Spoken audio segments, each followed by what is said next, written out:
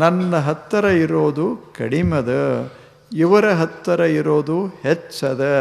ಈ ಭಾವ ಬಂದ ಕ್ಷಣವೇ ಬದುಕಿನ ವೈಭವ ಹೋಗ್ತದೆ. ಇರೋದನ್ನು ಅನುಭವಿಸಬೇಕು ಮನುಷ್ಯ, ಇರೋದನ್ನು ಅನುಭವಿಸಬೇಕು. ಹಾಗೆ ಬದುಕೋದದೆ. ಇದು ಅಕಾರ್ಪಣ್ಯ. ಅಂದರೆ ಇರೋದರಾಗ ಸಂತೋಷ ಪಡುವಂಥ ಒಂದು ಅದ್ಭುತ ಗುಣ ಇದು. ಕಡಿಮೆ ಅಂತ ಭಾವಿಸಬಾರದು, ಕಡಿಮೆ ಅಂತ ಭಾವಿಸಬಾರದು.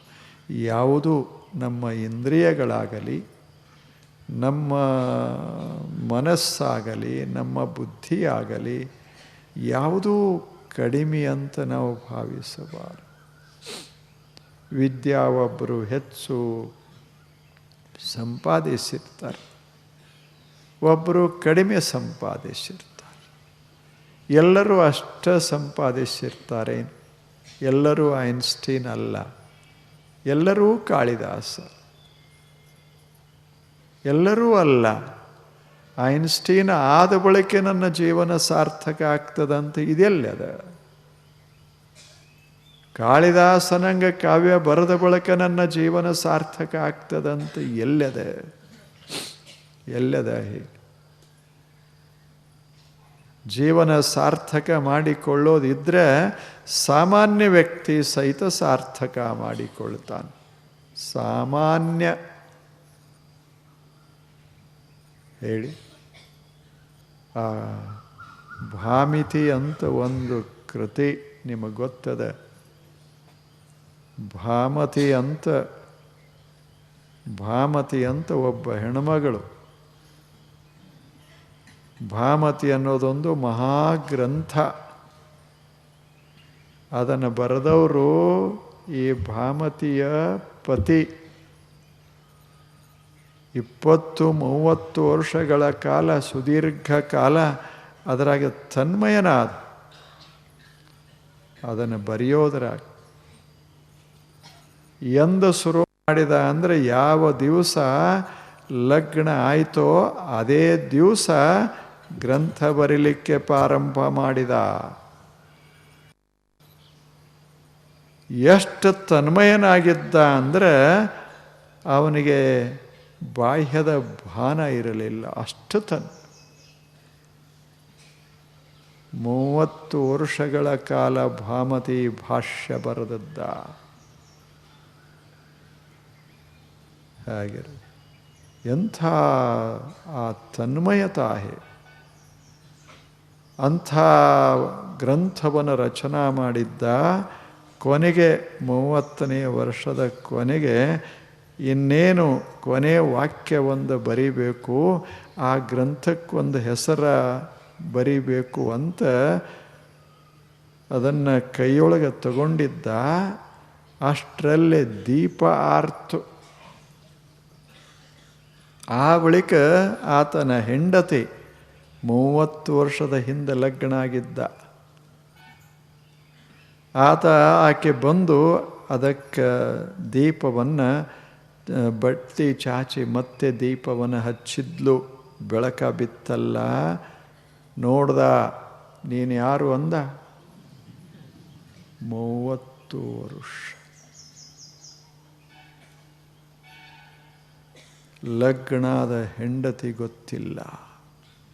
ಇದು ತಪಸ್. ಎಂಥ ಮಹಾನುಭಾವರು ಈ ಜಗತ್ತಿನಲ್ಲಿ ಬಾಳಿದ. ತನ್ಮಯ. ಆವಾಗ ಆಕೆ ಹೇಳಿದ್ಲು, ನಾನು ನಿಮ್ಮ ಧರ್ಮಪತ್ನಿ ಅಂದ್ಲು. ಲಗ್ನ ಯಾವಾಗ ಆಯಿತು ಅಂದ.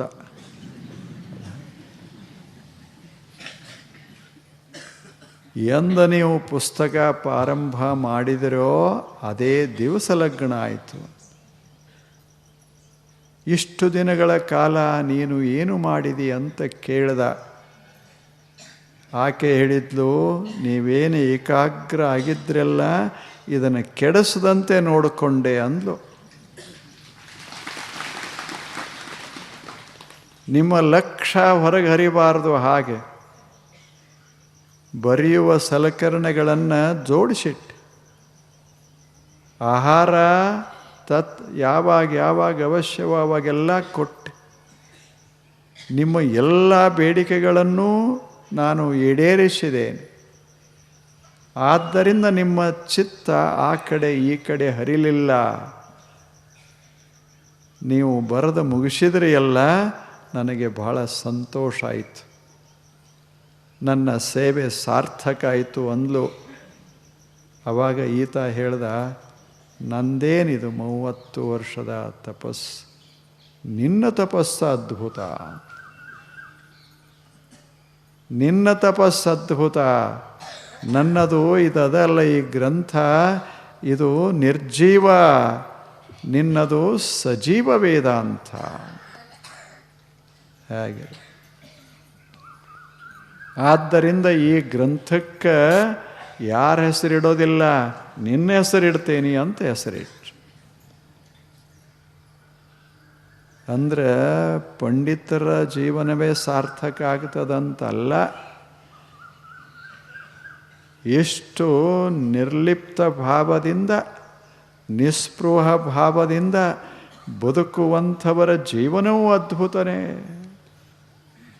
ಪಂಡಿತನಂಗೆ ಆಗಬೇಕಂತ ಎಲ್ಲದ? ಆ ಭಾಮತಿಗೆ ಒಂದು ಅಕ್ಷರ ಬರ್ತಿರಲಿಲ್ಲ, ಇವ ಬರೆದದ್ದು ತಿಳಿತಿರಲಿಲ್ಲ. ಆದರೆ ಪುಸ್ತಕಕ್ಕೆ ಆಕೆ ಹೆಸರ ಬಿತ್ತು. ಇಂಥ ಸಾರ್ಥಕ ಜೀವನಕ್ಕಾಗಿ ಹೀಗೆ ಮಾಡಬೇಕಂತಲ್ಲ, ಏನು ಅದ ಅದರಲ್ಲಿಯೇ. ಅದರಿಂದಲೇ ಜೀವನವನ್ನು ಸುಂದರಗೊಳಿಸಬಹುದು, ಜೀವನವನ್ನು ಸಾರ್ಥಕಗೊಳಿಸಬಹುದು. ಅದನ್ನು ಕಡಿಮೆ ಅನ್ನುವ ಭಾವ ನೀನು ತಾಳದಿ ಅಂದರೆ ಕಾರ್ಪಣ್ಯ ದೋಷ, ಅದರಿಂದ ನೀನು ಹಾಳಾಗ್ತೀಯ. ಇಷ್ಟ ಅಂತನಬೇಡ, ಇಷ್ಟದಲ್ಲ ಅಂತನ್ನು. ಸಾಧನೆ ಮಾಡೋದಕ್ಕಾಗಿ, ಆನಂದ ಪಡೋದಕ್ಕಾಗಿ, ಜೀವನದಲ್ಲಿ ಸಂತೋಷದ ಕ್ಷಣಗಳನ್ನು ಹರವಿಕೊಳ್ಳೋದಕ್ಕಾಗಿ ಏನು ಬೇಕಾಗಿದೆ? ಇರೋದನ್ನು ಬಳಸು, ಇರೋದನ್ನು ಬಳಸು. ಎಷ್ಟದ ಅಷ್ಟೇ ಬಳಸು. ಇಲ್ಲೇನು ಒಂದು ಪಣತಿರ್ತದೆ, ಒಂದು ಪಣತಿ, ಚಿಕ್ಕ ಪಣತಿ, ಅದು ಒಂದು ಇಷ್ಟ. ಅದರಾಗ ಎಷ್ಟು ಎಣ್ಣೆ ಹಿಡಿಯೋದು? ಒಂದಿಷ್ಟು ಎಣ್ಣೆ ಹಿಡಿದತ್ತು, ಒಂದು ಸಣ್ಣ ಬತ್ತಿತ್ತು. ಅದರ ಸಮೀಪದಲ್ಲೇ ಒಂದು ದೊಡ್ಡದು ಸಮೆ. ಅದರಾಗ 1 ಕಿಲೋಗಟ್ಟಲೆ ಎಣ್ಣೆ ಹಿಡಿತಿತ್ತು, ಲೀಟರ್ಗಟ್ಟಲೆ. ಅದನ್ನು ಹಾಕಿ ಹಚ್ಚಿದ್ರು, ಇಲ್ಲಿ ಇದು ಉರಿತಿತ್ತು. ಸಣ್ಣದಿಷ್ಟೇ.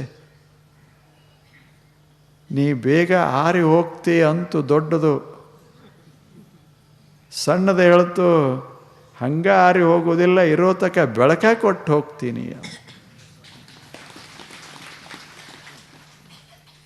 ನೀನು ಅಷ್ಟೇ, ಇರೋ ತಕ ನೀನು ಬೆಳಕ ಕೊಟ್ಟು ಹೋಗು. ಎಷ್ಟೇ ಇರಲಿ, ಇನ್ನೊಂದು ಕ್ಷಣನೇ ಎಣ್ಣೆ ಮುಗಿಲಿ, ಅಥವಾ ಇನ್ನೊಂದು 4 ಕ್ಷಣನೇ ಎಣ್ಣೆ ಮುಗಿಲಿ, ನಾನು ಬೆಳಕ ಕೊಟ್ಟು ಹೋಗ್ತೀನಿ ಈ ಜಗತ್ತಿನಿಗೆ. ಹೆಂಗದೆ ಹಂಗೆ ನಾನು ಸಣ್ಣವದೀನಿ, ಇಟ ಎಣ್ಣೆದೆ, ಇಟ ಬತ್ತದ, ಹಿಂಗಿಲ್ಲಿಲ್ಲ, ಅನ್ನೋದಿಲ್ಲ. ಹಾಗನ್ನೋದೇ ಇಲ್ಲ. ಎಷ್ಟು ವರ್ಷ ಇರಲಿ, ಎಷ್ಟು ದಿನ ಇರಲಿ, ಎಷ್ಟು ಕ್ಷಣ ಇರಲಿ, ನಾನು ಸುಂದರವಾದ ಜೀವನ ಸಾಗಿಸ್ತೇನೆ ಅನ್ನುವ ಈ ಭಾವ ಬೇಕಾಗ್ತದೆ. ಇದು ಅಕಾರ್ಪಣ್ಯ, ಇದು ಅಕಾರ್ಪಣ್ಯ. ಆ ಬಳಿಕ ಅಕಾರ್ಪಣ್ಯದ ಇನ್ನೊಂದು ಸರಳಾರ್ಥ, ಮನುಷ್ಯನಲ್ಲಿ ಇನ್ನೊಂದು ಥರದ ಭಾವದ. ಏನು ಅಂದರೆ, ತನ್ನ ಹತ್ತಿರ ಏನದ ಇದು ಆದಷ್ಟು ಬಳಸಲಾರ್ದಂಗಿರೋದು, ಅದನ್ನು ಬಳಸಂಗ ಇಲ್ಲ, ಹಾಗಿರೋದು. ಇದೊಂದು ಸ್ವಭಾವ ಮನುಷ್ಯನಾಗದು. ಈ ಸ್ವಭಾವವೇ ಕಾರ್ಪಣ್ಯ. ಕೃಪಣತಾ ಇದು ಸ್ವಭಾವ. ಈಗ ಒಂದು 4 ಹೂ ಇದ್ದು ಅಂದರೆ ಇವು ನನ್ನ ಹೂವು, ಇವುಗಳನ್ನು ಯಾರಿಗೂ ತೋರಿಸೋದು ಬೇಡ. ಇದರ ವಾಸನೆ ಯಾರೂ ಇದನ್ನು ತಗೋಬಾರ್ದು.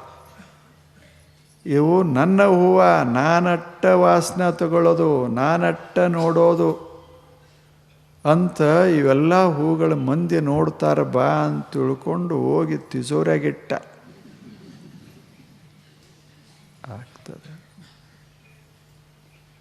ಹೇಳಿ. ಇದು ಕಾರ್ಪಣ್ಯ. ಅಕಾರ್ಪಣ್ಯ ಅಂದರೆ ನನಗೆಷ್ಟು ಸಂತೋಷ ಕೊಟ್ಟದಂದಾಗ ಇವ್ರಿಗೂ ಇಷ್ಟು ಕೊಡಲಿ ಅಂತ ಹೇಳೋದು ಅಕಾರ್ಪಣ್ಯ. ಬಳಸಬೇಕು. ವಸ್ತುಗಳು ಎದಕ್ಕದಾವ? ಬಳಸೋದಕ್ಕಾಗ್ಯದ. ಆ ಬಳಸುವಾಗಿನ ಭಾವದ ಅಲ್ಲ, ಅದು ಬಹಳ ಮಧುರವಾದ ಉನ್ನತವಾದ ಭಾವ. ಹಾಗಿರಬೇಕು. ನೋಡಬೇಕು, ಸಂತೋಷ ಪಡಬೇಕು. ಕೇಳಬೇಕು, ಸಂತೋಷ ಪಡಬೇಕು. ಜನ ಅದರಲ್ಲಿ ಭಾಗಿಯಾಗಬೇಕು. ನನ್ನದದ ಅಂತ ತಿಳಿದ ನಾನಷ್ಟೇ ಮಾಡೋದಲ್ಲ, 4 ಮಂದಿಗೆ ಅದು ಗೊತ್ತಾಗಬೇಕು. ವಿಶಾಲವಾಗಿ ಅದು ಹರವಾಗಿರಬೇಕು. ಒಂದೇನೋ ಕಥೆ ಹೇಳ್ತಾರೆ. ಒಂದು ನದಿ, ಸಣ್ಣ ನದಿ ಹರಿತಿತ್ತು. ಅದು 12 ತಿಂಗಳ ಹರಿತಾನೇ ಇತ್ತು. ತಿಳಿಯಾದ ನೀರ. ಅದರ ಸಮೀಪದಲ್ಲಿ ಅದು ಎಲ್ಲೆಲ್ಲಿ ಹರಿತಿರ್ತಿತ್ತೋ ಅಲ್ಲೆಲ್ಲ ದಂಡಿಯೊಳಗೆಲ್ಲ ಹಸರ ಹೂವ, ಗಂಟಿ. ಒಂದು ಸಲ ಏನಾಯ್ತು ಅಂದರೆ ಅಲ್ಲೊಂದು ತಗ್ಗು ತಯಾರಾಯಿತು ಹೊಳೆಯ ದಂಡಿಗೆ. ಅಲ್ಲೊಂದು ತಗ್ಗು ಬಿತ್ತು. ಆ ವರ್ಷ ಮಳೆ ಬಿತ್ತಲ್ಲ, ಆ ತಗ್ಗಿನಾಗ ಬಂದು ನಿಂತು. ಅದು ದೊಡ್ಡ ತಗ್ಗ. ಹೀಗೆ ಆ ತಗ್ಗಿನಾಗ ಬಂದ ನೀರು ನಿಂತು. ಅವಾಗ ಆ ತಗ್ಗಿಗೆ ಇಷ್ಟು ಆನಂದ ಆಯಿತು. ಏನು ಮಸ್ತ್, ನಾನು ಸರೋವರಿದ್ದಂಗೆ ಅದೀನಿ ಅಂತ. ಹಂಗೆ ನೀರ ನಿಂತಿತ್ತು, ತುಂಬಿಕೊಂಡು ನಿಂತಿತ್ತು. ಮಳೆಗಾಲ ಆಯಿತು. ಮಳೆಗಾಲ ಆದ ಬಳಿಕೂ ಈ ಹೊಳೆ ಹರಿತಿತ್ತು. ಆವಾಗ ಇದು ಹೇಳ್ತು, ಯಾವುದು ಈ ಹೊಂಡ ಯಾಕೆ ಹರಿತೀಯೋ ಅಂತ. ಯಾಕೆ ಹರಿತೀಯ ಸುಮ್ಮನೆ? ಇನ್ನು ಮಳೆ ಬೀಳೋದಿಲ್ಲ, ನೀನು ಹರಿದು ಹಾದಿ ಅಂದ್ರೆ ನಿನಗೆ ಖಾಲಿ ಆಗ್ತೀಯ ಅಂತ. ಅದರದ್ದು ಹೆಂಗಿರಬೇಕು ವಿಚಾರ. ಆವಾಗ ನದಿ ನಕ್ತು, ನೀನು ಇನ್ನೂ ಇಂದು ಹುಟ್ಟಿದಿ, ಸಾವಕಾಶ. ಇನ್ನು ಜ್ಞಾನ ಬರಬೇಕಾದ್ರೆ ದಿನಗಳು ಬೇಕಾಗ್ತದೆ.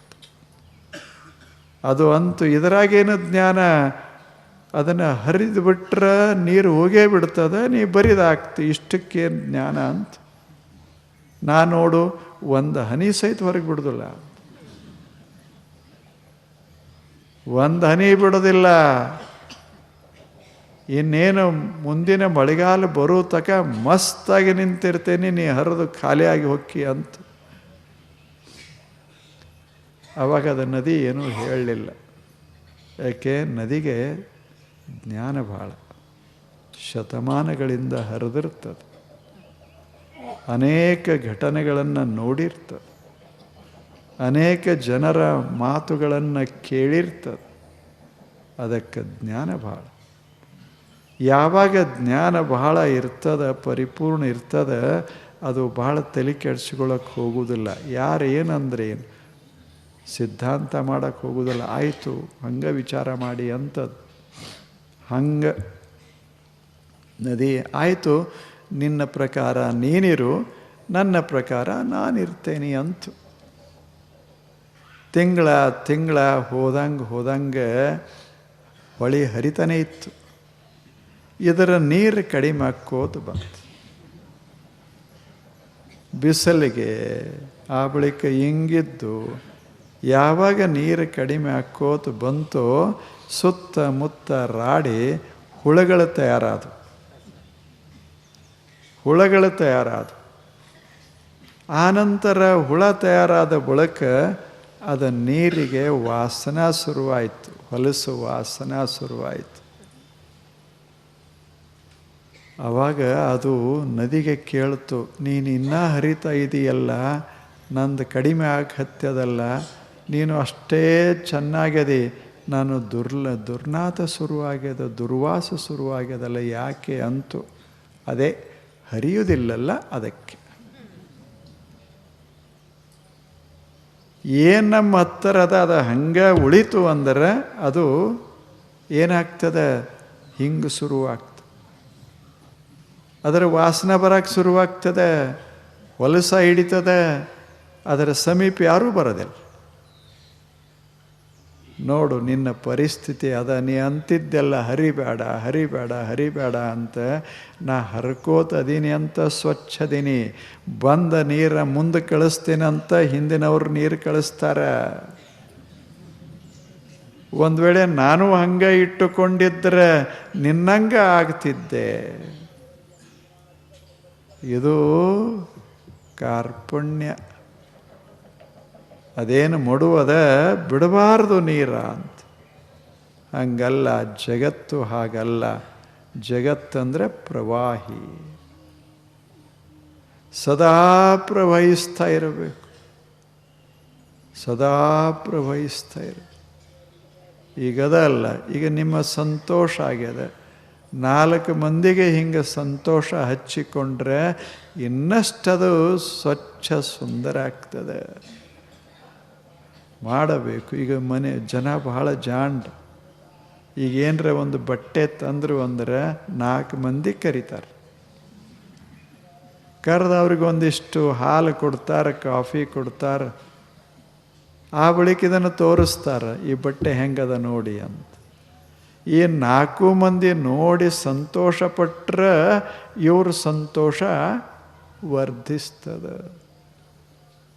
ಏನೇನೋ ನಮ್ಮ ಬಟ್ಟೆ ನಾವ್ಯಾಕೆ ತೋರಿಸ್ಬೇಕು ಅವರಿಗೆ ಅಂತ ಉಟ್ಕೊಂಡು ಒಳಗೆ ಬಾಗಿಲ ಹಾಕಿದ್ರು. ಸಂತೋಷ ಹೆಂಗೆ ಕೊಡೋದದ? ನಮ್ಮಲ್ಲಿ ಏನೇನದ ಅದು ವ್ಯಕ್ತ ಆಕೋತು ಹೋದರೆ ಅಕಾರ್ಪಣ್ಯತಾ. ತನ್ನಷ್ಟಕ್ಕೆ ತಾನೇ ಇಟ್ಕೋಬಾರ್ದು. ಮತ್ತು ಇದ್ದದ್ದನ್ನು ಬಳಸದೇ ಇರಬಾರದು. ಬಳಸಿಗೋತು ಇದ್ದ ಹಾಗೆ ಏನಾಗ್ತದೆ, ಜೀವನ ಅರಳಕ್ಕೆ ಶುರುವಾಗ್ತದೆ.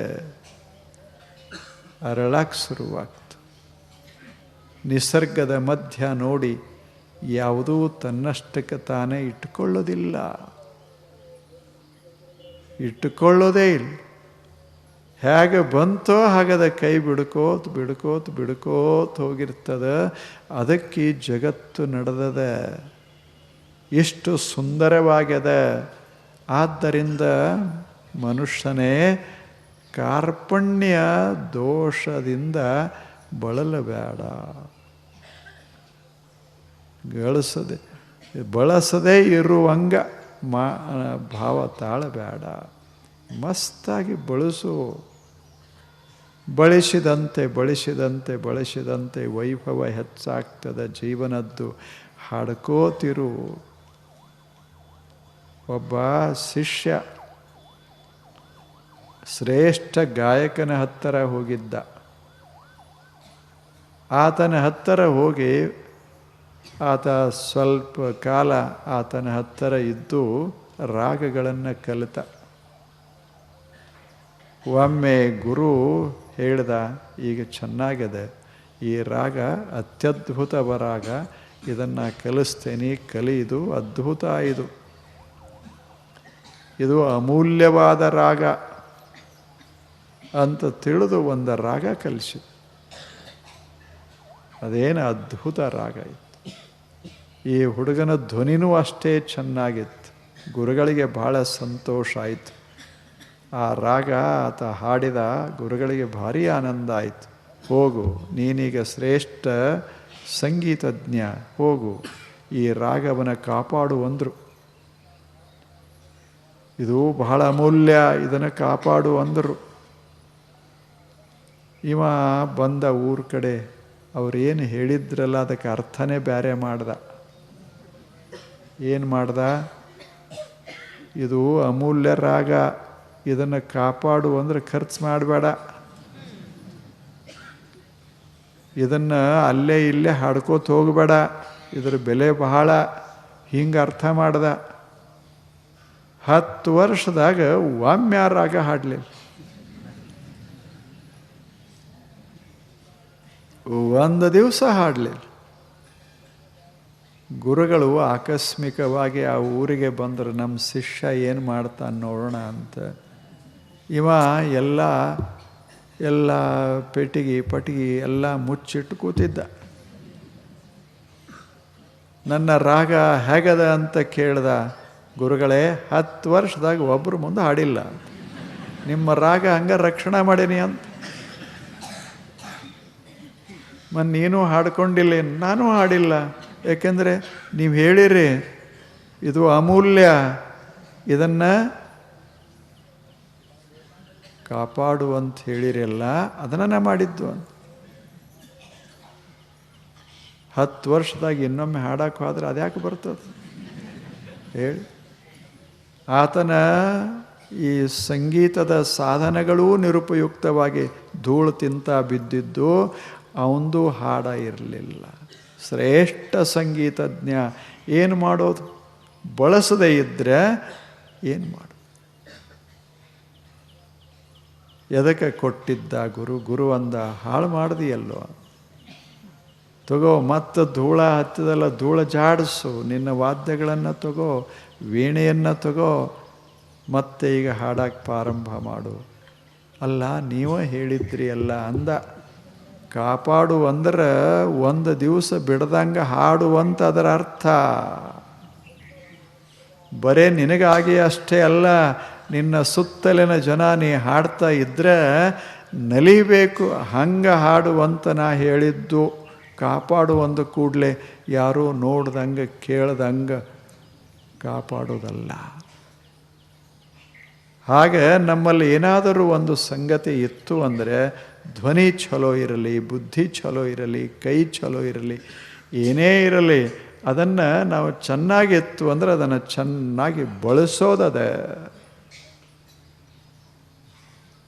ಹಾಗೆ ಬಳಸುವ ಮನಸ್ಸು ಅದಲ್ಲ, ಆ ಭಾವಕ್ಕೆ ಅಕಾರ್ಪಣ್ಯ ಭಾವ, ಅದು ಅಕಾರ್ಪಣ್ಯ ಬೇಕು. ನಮ್ಮ ಹತ್ತಿರ ಏನೇ ಇರಲಿ ಸುಮ್ಮನೆ ಹೀಗೆ ಒಳ್ಳೇದಿತ್ತು ಅಂದರೆ ಸುತ್ತ ಮುತ್ತ ಹರವಿಕೋಬೇಕು. ಈಗದಲ್ಲ, ಒಂದು ಊದುಬತ್ತಿ ಹಚ್ಚಿರ್ತೀರಿ, ಊದುಬತ್ತಿ ಎಷ್ಟು ಸುಮ್ಮನೆ ಉರಿತಿರ್ತದೆ. ನಾನು ಉರಿತೇನೆ, ನನ್ನ ವಾಸನ ಎಲ್ಲ ಕಡೆ ಹರುಲಿ ಅಂತಿರ್ತದೆ. ಇದು ನನ್ನ ವಾಸನ, ಇನ್ನೊಬ್ರಿಗೆ ಯಾಕೆ ಯಾರು ರೊಕ್ಕ ಕೊಡ್ತಾರೋ ಅವ್ರಿಗೆ. ಹಿಂಗಾದ್ರೆ ಅಲ್ಲ. ಯಾರು ಬರಲಿ, ಕೇಳಿ, ನೋಡಲಿ, ಬಿಡಲಿ, ವರ್ಣಿಸಲಿ, ಏನು ಮಾಡಲಿ, ಬಿಡಲಿ, ಅದು ಸುಮ್ಮನೆ ಉರಿತಿರ್ತದೆ, ವಾಸನೆಯನ್ನು ಎಲ್ಲ ಕಡೆ ಹರುತ್ತಿರ್ತದೆ. ಅದಕ್ಕಾಗಿ ಎಲ್ಲರೂ ಅದನ್ನು ಪ್ರೀತಿಸೋದು. ಒಂದು ಈಟ ಇರ್ತದೆ, ಎಷ್ಟಿರ್ತದೆ? ಒಂದು ಈಟ್ ಇರ್ತದೆ. ಆದರೆ ಯಾವ ದೇವರ ಗುಡಿಯಾಗಿಲ್ಲ ಹೇಳಿ. ಬೆಳ್ಳಿ, ಬಂಗಾರ, ಮುತ್ತು, ರತ್ನಗಳು ಅವು ಬಹಳ ಬೆಲೆಯುಳ್ಳವು. ಆದರೆ ಏನಿದ್ರೇನು, ಒಂದು ಊದುಬತ್ತಿ ಇಲ್ಲ ಅಂದರೆ ಪೂಜೆನೇ ಅಲ್ಲ. ಕಿರೀಟ ಹಾಕ್ಕೊಂಡು ಏನು ಮಾಡೋದು? ತಲೆ ಮೇಲೆ ಹಾಕಿಟ್ರು ದೇವನಿಗೆ, ಎಲ್ಲ ಮೈ ತುಂಬ ಆಭರಣ ಹಾಕಿದರು, ಊದುಬತ್ತಿ ಇಲ್ಲ, ದೀಪ ಇಲ್ಲ. ಅದಕ್ಕೆ ಪರಿಪೂರ್ಣತೆ ಬರಬೇಕಾದ್ರೆ ಅದು ದೀಪ ಉರಿತಾ ಇರಬೇಕು, ಬತ್ತಿ ಅದು ಹತ್ತಾ ಇರಬೇಕು, ಸುವಾಸನೆಯನ್ನು ಹರುತ್ತಾ ಇರಬೇಕು. ಹಾಗೆ ತಾನು ಹೋಗಬೇಕು, ಜಗತ್ತನ್ನು ಸುವಾಸನೆ ಮಾಡಬೇಕು, ಅಕಾರ್ಪಣ್ಯದ. ಇದು ಅಕಾರ್ಪಣ್ಯ.